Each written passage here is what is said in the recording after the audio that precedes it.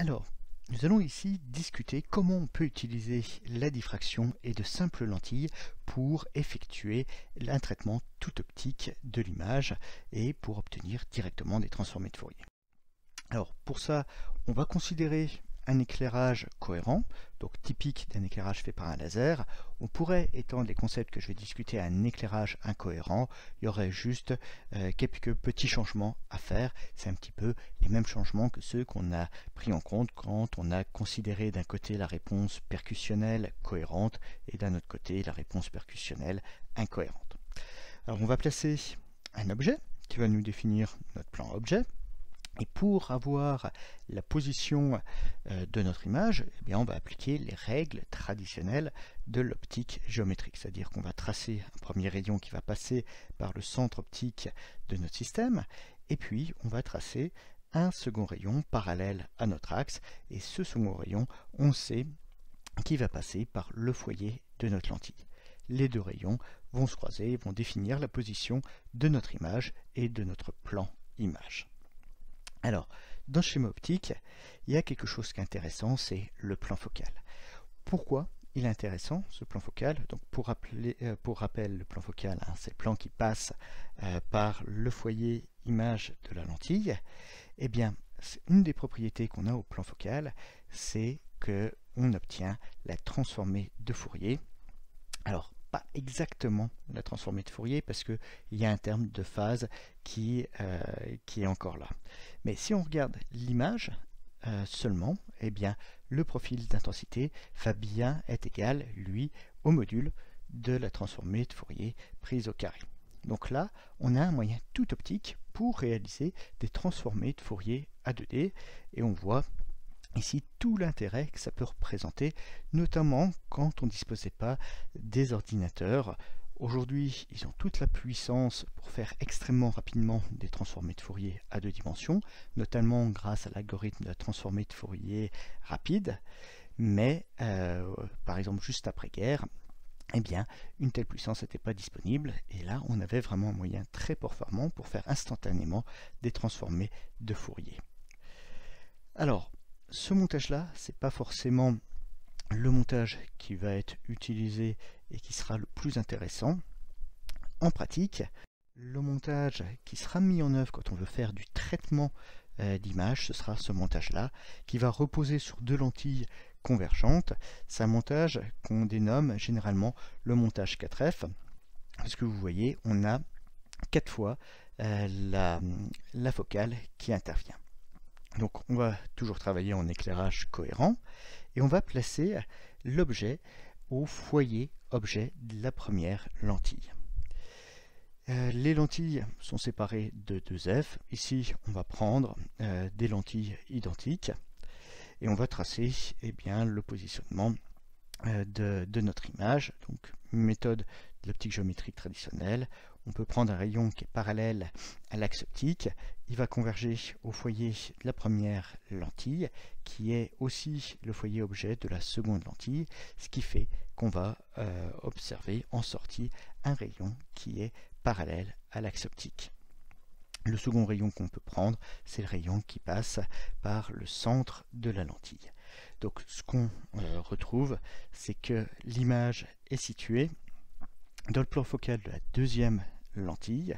C'est là qu'on aura notre plan image. On a un grandissement qui vaut 1 en valeur absolue, mais on a un retournement, donc moins 1.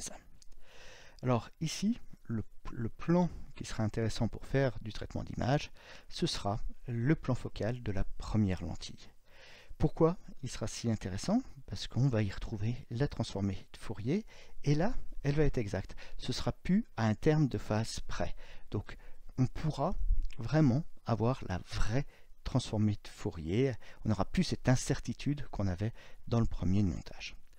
Alors, ce plan bien particulier dans cette configuration, il porte un nom. Il s'appelle le plan de Fourier. Et c'est dans ce plan où on a vraiment la vraie transformée de Fourier. Et du coup, qu'est-ce que va donner cette image qu'on a au niveau du plan de Fourier par l'imagerie, par la seconde lentille? Eh bien, la seconde lentille, elle va elle aussi refaire une transformée de Fourier. Et rappelez-vous, l'une des propriétés qu'on a vues, qu'on avait déjà eu l'occasion d'utiliser, c'est que la transformée de Fourier d'une transformée de Fourier donne la première fonction qu'on avait. Donc ce qu'on va retrouver dans le plan image, eh bien c'est notre objet. Il y a un signe moins à prendre en compte parce qu'on a inversion d'image. Ça aussi, on le retrouve quand on fait nos transformées de Fourier. Donc là, vous voyez, on a un montage intéressant et avec ce plan de Fourier bien particulier. Et du coup, eh bien, on va pouvoir travailler dans ce plan de Fourier.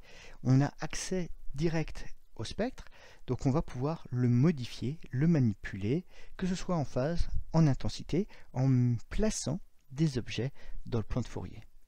Donc ça va nous permettre de faire des opérations de filtrage optique sans avoir recours à un ordinateur, en faisant ça vraiment dans du hard.